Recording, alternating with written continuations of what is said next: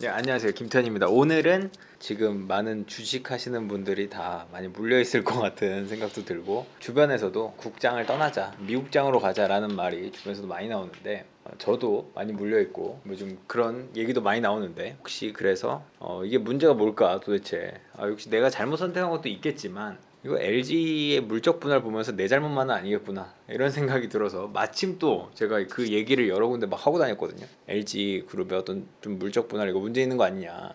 근데 마침 유튜브에서 이런 거버넌스 문제를 제기하신 분이 있어서 오늘 모시고 한번 얘기를 들어볼까 합니다. 김규식 대표님하고. 네, 저는 한국 기업 거버넌스 포럼의 대표를 하고 있는 김규식입니다. 예. 반갑습니다. 변호사이시기도 하고요. 하다가 지금은 투자업으로 전업을 해서 지금은 펀드 매니저를 하고 있습니다. 아, 그러세요. 최근에 세이브 코스피라는 운동을 하시는데 이게 어떤 운동인지 좀 설명해 주시겠어요?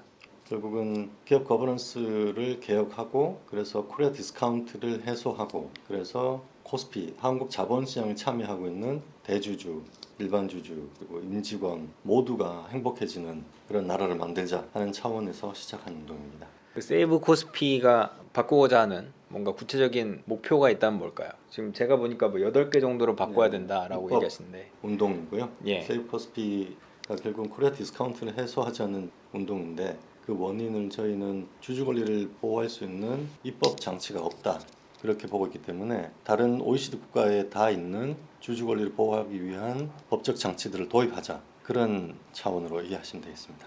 그 8개가 뭔지 한번 설명해 주시겠어요? 맨 먼저 상장사 합병 비율을 시장 가격으로 결정하고 있는데, 한국은 다른 OECD 국가들은 다 공정 가격으로 그 기업이 갖고 있는 장기적인 내재 가치 또는 본질 가치를 공정하게 평가해서 그 가격으로 합병 비율을 산정하도록 이렇게 하고 있어요. 근데 한국은 시장 가격으로 획일적으로 정하게 돼 있는데, 예. 이렇게 하는 나라가 한국밖에 없다. 전 세계에서요? 네. OECD 국가 중에 제가 뭐 소말리아, 잠비아 이런 데까지는 못 찾아봤고 OECD 국가는 네. 다 공정 가격으로 한다. 아, 네, 이렇게 말씀. 그 중국조차도 그 차이가 많이 나나요? 일반적으로 시장 가격은 공정 가격으로 추정됩니다. 예. 그런 공정 가격으로 합병 비율을 결정하도록 되어 있는 나라도 소송을 하면은 일단 시장 가격이 공정 가격으로 추정이 돼요. 그러나 때때로는 이 괴리가 확 벌어지는 때가 있어요. 예를 들어서 지금처럼 뭐 전쟁이 터진다든지, 또는 그 기업이 단기적으로 악재가 터졌다든지, 예. 또는 그 기업의 성장 전략상으로 어떤 해 어떤 구간에서 비용을 크게 집행해야 되는 시기가 있다든지, 이런 때는 장기적인 본질 가치는 변화가 없지만 단기적으로 주가는, 시장 가격은 급락을 하는 경우가 드물지 않게 있죠. 그런 경우에는 본질 가치를 계산해서 그 본질 가치대로 합병 비율을 정해라 라는 것이 다른 나라의 일반적인 태도고, 근데 그 경우에도 한국은 그런 것과 무관하게 그냥 시장 가격으로 획일적으로 결정하도록 되어 있기 때문에,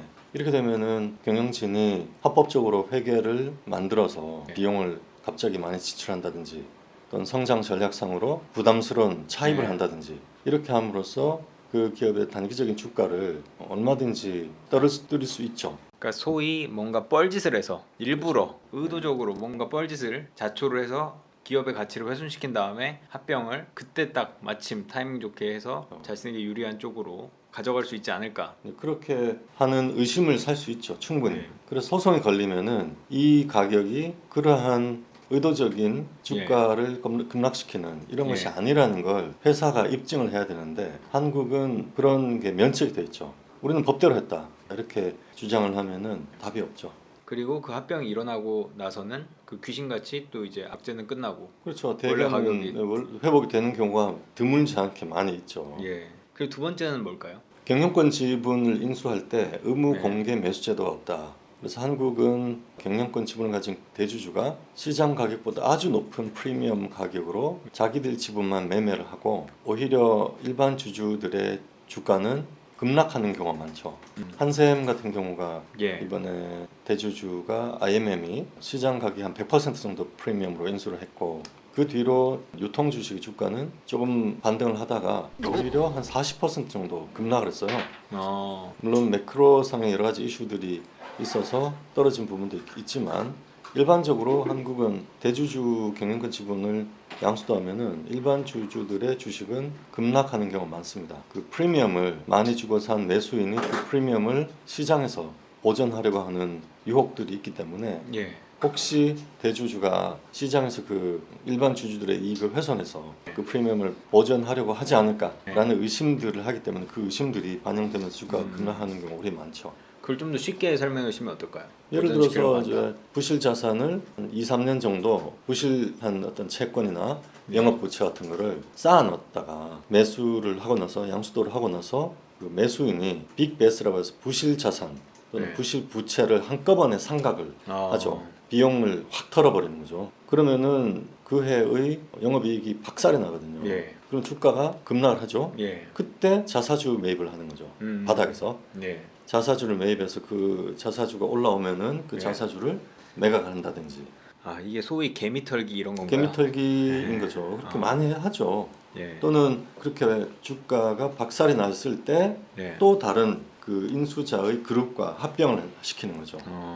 그러면 외국은 어떤가요? 외국의 경우는 일반적으로 유럽 같은 경우는 30% 이상의 경영권 지분을 양수하는 경우는 같은 가격으로 나머지 일반 주주 70% 지분도 전부 다 똑같은 가격으로 인수해야 돼요. 그게 의무 공개 매수 제도고. 미국 같은 경우도 의미 있는 경영권 지분을 인수할 때는 같은 가격으로 100% 인수하는 것이 관행처럼 돼 있어요. 그 경영행위가 기업 가치와 주주 가치를 훼손하지 않고 또 예. 향상시킨다는 것을 입증해야 되기 때문에 주주를 예. 설득해야 되기 때문에 예. 경영권 지분만을 양수한 것이 도대체 이 기업 가치와 주주 가치에 어떤 도움이 되느냐라는 것을 설득할 수 없죠. 주주에게. 예. 그래서 일반적으로 그냥 소송 걸리는 소송 리스크를 피하기 위해서 진짜 자신 있는 경우 아니면 다 100%다 인수합니다. 이번에도 마이크로소프트가 액티비전 블리자드를 100% 인수한다고 제안을 했거든요. 예. 그 경우에 예를 들어서 뭐 블랙락이라든지 몇몇 연기금이 갖고 있는 뮤추얼 펀드가 갖고 있는 지분 한 30% 정도만 인수해도 충분히 경영권을 확보할 수 있단 말이에요. 그렇지만 그렇게 했을 경우에 양쪽이 다 소송이 걸리는 거죠. 주주들이 액티비전 블리자드 소송 주주들은 왜 한쪽만 사주냐? 왜 이 뮤추얼 펀드 주식만 네. 사냐, 내 건 네. 왜 안 사냐, 네. 이렇게 바로 소송을 걸었을 때 블리자드의 이사회는 블리자드의 주주들을 설득할 방법이 없죠. 그렇게 일부 지분만을 높은 가격으로 매수하는 것이 주주 가치 제고에는 거의 의미가 없기 때문에 그래서 소송이 걸렸을 때 이사회가 그에 대해서 손해배상 책임을 부담하게 될 리스크가 있기 때문에 그렇게 하지 않죠. 만약에 우리나라에서도 뭐 이런 제도가 있었다면 뭐 한샘 같은 상황은 뭐 벌어지지 않았을 것 그렇죠. 같네요. 한샘이 딱 30점 몇 퍼센트 지분을 인수했거든요. 그러면은 나머지 주주들도 같은 가격으로 똑같이 인수를 해야 되기 때문에 네. 주가가 저 기억이 안 나는데 예를 들어서 경영권 지분 네. 매수 가격이 10,000원이다. 그러면은 이사회 발표를 한 날 바로 10,000원 근처까지 바로 시가에 튀어요. 네. 미국 같은 경우는 그렇게 되는 거죠. 그래서 10,000원이 팔 수 있기 때문에 네. 그런 식으로 주가가 형성이 되고 그 가격이 쭉 유지가 되죠. 딜이 네. 깨질 것 같으면 다시 네. 제자리로 돌아오지만 그 딜이 성사가 된다면은 그 가격이 계속 유지가 되죠. 유럽 같은 제도가 만약에 있다면 의무 공개 매수 제도는 유럽에만 있거든요. 네. 미국은 소송으로 해결하고 그 경우는 의무 공개 매수 제도를 같이 공표를 하지 않으면은 경영권 지분 양수도가 허가가 나지 않아요. 공정거래위 같은 예. 그런 교제기관이 그걸 승인해주지 않기 때문에 아예 불가능합니다. 그래서 유럽 같은 경우도 그렇고 미국도 100%다 사야 되기 때문에 프리미엄을 많이 줄 수가 없어요. 보통 시장 가격의 30% 정도, 그러니까 높은 가격, 많아도 한 50%. 예. 이런 정도로 프리미엄이 형성되지 100%씩 프리미엄이 형성되는 경우는 없죠. 그 우리나라는 그 30% 지분만 딱 사면은 경영권을 쥐고 흔들 수 있으니까 그 프리미엄이 엄청 많이 붙을 수밖에 없지만 그렇죠. 외국에서는 전부 다 사야 되니까 프리미엄 이렇게 많이 막 받을 수가 없죠. 프리미엄을 많이 줄 수가 없게 되는 거네요. 세 번째는 그럼 뭘까요? 물적 분할 동시상장. 네. 아 이게 아주 네. 큰 문제고 이번에 특히 LG화학과 이제 뭐 LG 엔솔이 했던 아주 행동에 심각한 대해서 문제죠. 많은 비판도 있었는데 어떻게 보셨나요? 있을 수도 없는 일이죠. 외국에서는 있을 수 네, 없나요? 외국에서 상상도 할 수 없는 일이죠. 그래요? 아예 꿈도 꾸지 않는 일이죠. 있을 수가 어. 없는 일이에요. 제가 싱가포르에서 펀드 매니저를 하고 있지만 싱가포르에 근무하는 한국인 매니저들은 이런 LG화학의 물적 분할 동시상장이라는 이 네. 문제를 자기 보스에게 설명을 할 수가 없다고 해요. 이해를 못하기 때문에 어떻게 이런 일이 일어나는지. 외국에서는 이걸 방지하는 장치가 있나요?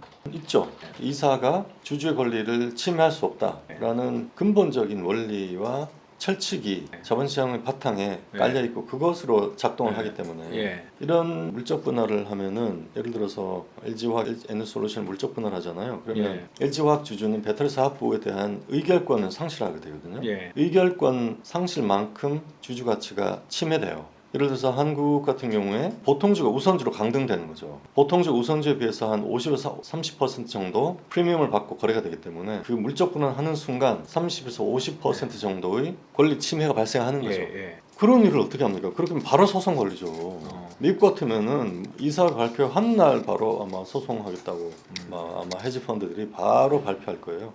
유럽 같은 경우도 불가능하죠. 주주 권리가 워낙 침해되는 게 명백하기 때문에 이런 경우는 예를 들어서 독일 같은 경우 다임러가 갖고 있던 트럭 부분을 물적 분할해서 상장을 하기로 했는데 물적 분할하면서 애초에 다임러 주주들에게 트럭 부문의 주식을 같이 신주 배정을 했어요. 그런 식으로 모회사 주주들의 권리가 침해되지 않도록 뭔가 보호 방안을 같이 내놓죠. 한국처럼 그냥 모회사 주주들은 침해되는 건 나 몰라라고 예. 물적 분할하고 이런 일은 한국밖에 없습니다. 이거 불가능한 거예요. 이 지금 이 딜 결국 그러니까 LG화학에서 LG엔솔을 떼서 그거를 물적 분할을 상장을 시키는 이 딜에서 행복한 거는 LG 쪽 대주주 LG의 대주주만 행복하고 대주주만 행복한 거 아닌가요? 그렇죠. 근데 우리나라에서는 이렇게 LG화학 주주였을 때 LG엔솔이 이렇게 물적 분할해서 상장된다고 하면은 뭔가 제재를 걸 수 있는 뭔가가 없나요?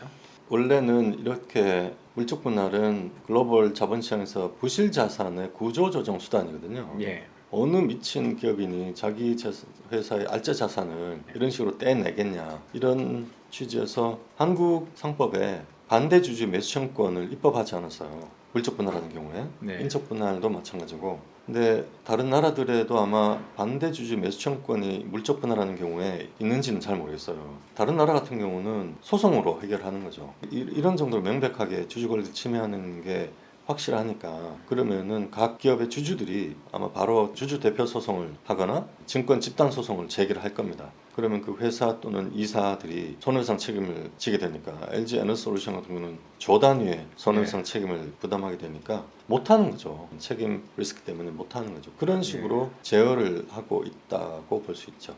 근데 우리나라는 그런 제어 장치가 없다. 없어요. 결국 소송을 해야 되는데 소송을 했을 때 대법원이 이런 자본 거래에서 이사가 경영 행위로 주주의 자본 가치, 주주 가치를 훼손하는 것에 대해서 위법하다라고 한 사례가 없어요 아직까지. 그래서 지금 변호사들도 아직 우리나라 대법원은 이런 자본 거래를 통해서 주주 가치가 침해될 때 이사에게 책임을 묻는 것이 아직은 아니다 이렇게 보고 있죠. 소송을 이제 해야 된다고 생각하는데 현재까지는 그렇게 되어 있습니다. 그런 소송까지 준비 중이신가요?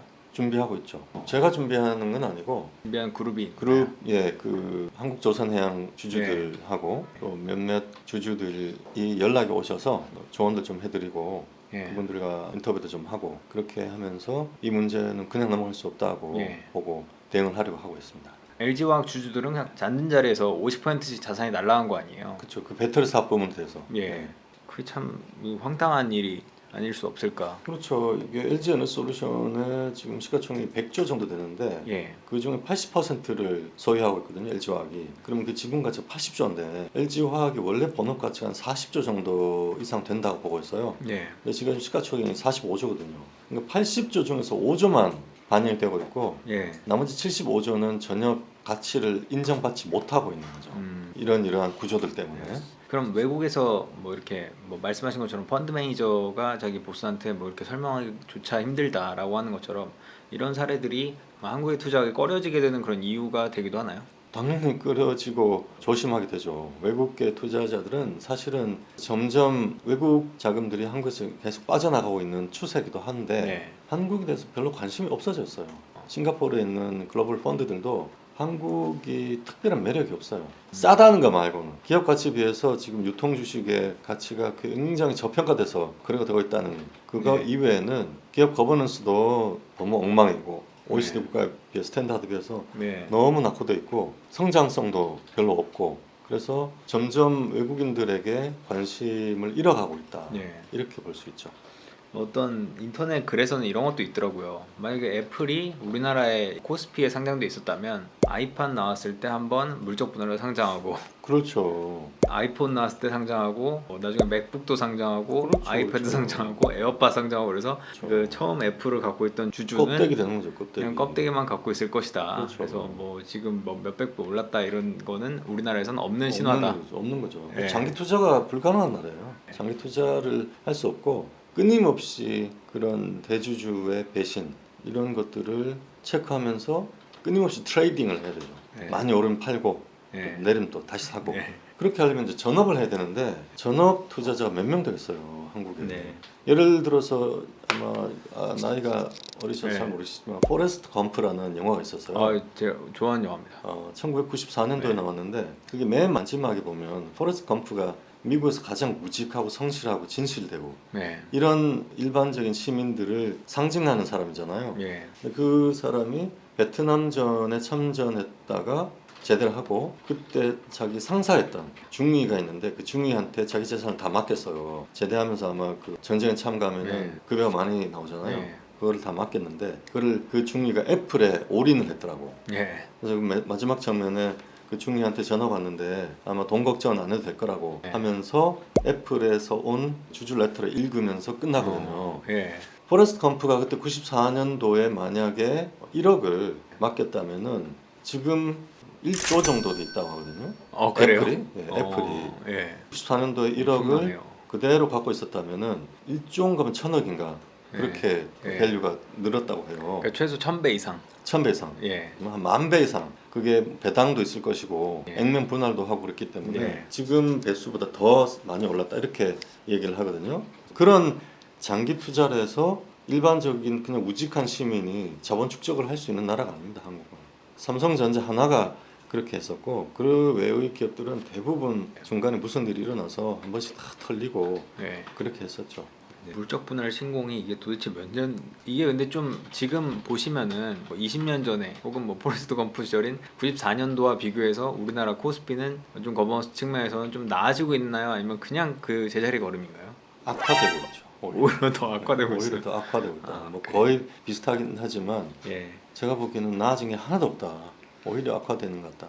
다른 나라들은 좀 나아지고 있을 거 나아지고 아니에요. 있죠. 그러면 당연히 나아지죠. 우리가 제자리 걸음만 해도 악화되고 있는 악화되고 거고. 있는 거고. 일본의 경우가 한국이 일본의 거버넌스를 그대로 네. 도입을 해서 이 거버넌스 제도를 본질적으로 한마디로 표현하면 독재, 대주주의 네. 독재 거버넌스다. 이렇게 표현할 수 있는데 일본도 비슷했거든요. 근데 일본이 아베 정권이 들어서고 나서 네. 이러다가 나라 망하겠다 해서 예.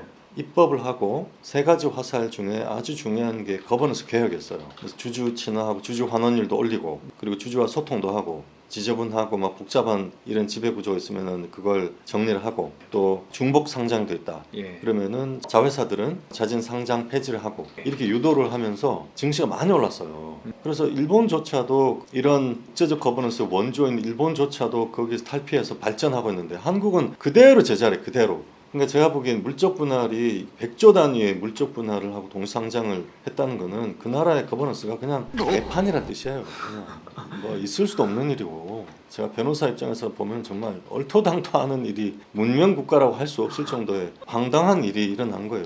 있을 어떤- 수도 없는 일이. 어떤 상징적인 사건이네요. 상징적인 사건인데 이거는 그대로 넘어갈 수가 없고 네. 만약에 그대로 넘어가면 국가적으로 나중에 반드시 대가를 치를 거예요. 아. 외국계 펀드들은 이거 다 보고 있습니다. 이 일들이 어떻게 처리가 되고 어떻게 마무리되는지를 다 관찰하고 있어요. 근데 만약에 이게 그냥 특별한 문제 없이 그냥 넘어간다 그러면 이제 한국은 원시 국가인 거지. 비유가 적절한지 는 모르겠지만 그 LG 엔솔의 그 물적 분할로 상장은 거의 광화문 내거리에서 누가 완전히 폭행을 저질렀는데 그거죠. 그냥 저 사람은 뭐 좀 특별한 사람이야 풀어줘 풀어줘. 이러면은 나도 그럼 같이 뭐 그러니까 아무나 안 마음에 때리는 안 놈이 들면 바보인 거지. 힘 그런- 좀 있는 사람은 다 치고 다니고 이렇게 해도 되는 거지. 그런 선례를 남기는 거죠. 그런 설레는 절대 남겨서 안 된다. 절대 남기면 안 된다는 거예요. 뭐 LG 엔솔이 아주 큰 충격이었지만 그것만큼의 또 충격이 이제 현대중공업 현대중공업이 더 하죠, 더 해. 네. 한국조선해양이 이거보다 사실은 규모가 작아서 그렇지 예. 더 황당한 케이스죠, 더. 현대중공업이 없어진다고 했는데 갑자기 다시 상장이 됐나요? 이게 현대중공업이 원래 있었고 현대중공업을 물적 분할해서 100% 자회사를 내리고 중간 지주회사, 그러니까 껍데기 사업, 특별한 사업 부분이 없는 거죠. 원래 현대중공업은 현대중공업 조선 부분만 있었으니까 조선 부분을 떼서 물적 분할하니까 위에 있는 모회사는 사업부가 없는 거죠. 껍데기 회사밖에 없는 거죠. 근데 이 모회사를 물적 분할할 때는 대우조선해양을 인수하기 위한 목적이다라고 시장에 이제 알려졌고, 그래서 뭐 그런갑다 했는데 작년 가을부터 유럽에서 대우조선 인수가 승인이 안 될 거라는 얘기가 이미 돌았고 너무 독점이 심해지기 때문에 그래서 부결된다는 얘기가 있었어요. 딜이 깨진다고. 그러면은 현대중공업이었던 한국조선해양은 진짜 껍데기만 남거든요. 그러면은 현대중공업을 최소한 상장하지 말았어야 되고 아니면은 원래대로 합병을 하든지 이렇게 했어야 되는데 급히 서둘러서 현대중공업을 상장시켜 버렸죠. 그리고 대우조선은 딜이 깨졌다고 발표했단 말이에요. 거꾸로 한국조선해양의 수뇌부 이사회가 대우조선과의 인수합병이 부결된다는 것을 만약에 알고 있었고 그 이유 때문에 서둘러서 현대중공업을 상장했다면 이거는 범죄입니다. 배임에 볼 것도 없이 범죄. 근데 우리가 알 수 없기 때문에 그냥 의심할 뿐이지. 이거는 최소한 한국조선해양의 이사회는 대우조선의 인수가 확정되고 나서 그리고 현대중공업의 상장 여부를 결정했어야 돼요. 만약에 대우조선이 인수가 부결이 되면은 현대중공업은 상장하면 안 됩니다. 너무나 완전 껍데기로 나왔기 때문에. 세상에 이런 일은 있을 수가 없죠. 어떤 회사가 자기가 갖고 있는 사업부를 통째로 빼가지고 그걸 상장시킵니까? 그런 일은 있을 수가 없는 웃기는 일이에요. 그러면 그 껍데기 주식을 산 사람들은 어떻게 됐나요? 그래서 주가가 한 40% 이상 폭락했잖아요. 그래서 한국조선해양 주주들이 소송하겠다고 모이고 있는 거죠. 저한테 연락이 왔던데 뭐 이런저런 조언을 하고 아마 곧 기자회견이나 인터뷰를 할 것 같고. 아, 그래요? 한국조선해양의 이사회는 빨리 이 문제를 또 정리를 하고 한국조선해양의 주가를 복구하는 해법을 내놔야 됩니다. 그러면 애초부터 만약에 대우조선해양과 어차피 합병은 안 될 것이다, 부결이 될 것이다라는 것까지 알고 있었다면 이건 엄청나게 심각한. 이건 범죄죠, 그냥 범죄. 그냥 털어먹기네요. 털어먹기죠. 완전 털어먹기죠. 근데 무슨 거래소가 뭐 이건 바보도 아니고 굉장히 엘리트만 모아진 사람들인데 이런 걸 계속 허용하는 이유가 결국은 범죄가 안 되기 때문에 이러는 건가요? 아니면 범죄지만 그 범죄를 단죄할 수 있는 수단이 없다는 거죠. 그래서 대법원이 이런 경우에 주주 권리를 침해하는 이런 행위에 대해서 이사에게 위법한 책임 추궁을 하지 않고 있다는 거죠. 한국 대법원이. 그래서 힘센 사람 지나가는 사람을 치고 해도 뭐 단죄할 방법이 없는 거죠. 그러니까 다 치고 다니는 거죠. 이제 일상화돼 있는 거지. 폭력이 거리에서 피가 낭자하고 힘센 사람 보면 이제 슬슬 피해 다녀야 되고 이런 상황이 되는 거죠. 경찰에게 뭐 신고해도 뭐 못 잡아가요. 그건 내일이 아니라고 경찰한테 신고했는데 그건 저희는 그 담당이 아닙니다. 이렇게 얘기하는 거예요. 같은 거. 그 외에도 뭐 물적 분할이 작년에 엄청 많았잖아요. 50건 했죠. 아마 사상 최대였을 거예요. 그 신호탄은 어디서 쏜 것 같으세요? LG화학이 LG 에너지솔루션 물적 분할을 하는 프로젝트 시동은 오래 전부터 시작했어요. 근데 그 전에 실제로 이사회 결의를 하기 전에 한국의 공정이나 금융이나 금감원이나 거래소나 정부의 주무관청 이런 쪽에 아마 다 테이핑을 해봤을 거예요. 근데 그쪽에서 다 오케이가 되니까 추진했을 거 아닙니까? 그 얘기가 흘러나가면서부터 다 시작한 것 같아요. LG가 통과되는데 뭐 우리도 당연히 할 수 있겠죠. LG 밑에 있는 회사는 다 통과 다 할 수 있는 거죠. 100조짜리도 되는데 뭐 그렇죠. 100조짜리 되는데 뭐 우리는 2천억짜리인데 이러면서 다 하는 거죠. 누구 한 명 완전 흠씬 두들겨 놨는데도 뭐 풀려난다 하니까 나도 그렇죠. 이번에 손봐주자 하고서는 그냥 수건 사업들 다 처리해버리네요. 그렇죠. LG가 악의 축이네요. 그러면 이번에 LG 엔솔 사태를 보면서 이제 LG 주주들이 과거에도 뭐 LG 카드 등 뭐 여러 가지 일이 있었다라는 뭐 2000년대 기사가 다시 회자되기도 하고 그러는데 LG가 좀 문제가 많은가 봐요. 뭐 모든 그룹이 다 문제가 있었지만 LG 그룹은 정말 많은 이슈들이 있었죠. 1999년도에 구독, 좋아요, 알림 설정까지 부탁드립니다. 20만 가자!